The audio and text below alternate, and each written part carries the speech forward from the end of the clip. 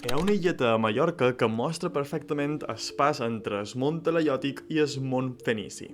Benvinguts a Història Balear. Se troba a la colònia de Sant Jordi i va estar ocupada entre els segles IV i II abans de Crist. No és que fos un nucli urbà superimportant tipus Polèntia o Ebussos. Era un lloc comercial ben fortificat púnic. Això ens mostra que no només Eivissa formava part de la xarxa comercial cartaginesa, sinó que Mallorca en el sud també estava ja un poc present. Tio, us imagineu la primera persona talaiòtica que de sobte va caminant arriba a la platja i veu a una illa en fora vaixells que mai havia vist, amb gent vestida super rara, moguent coses que no entén.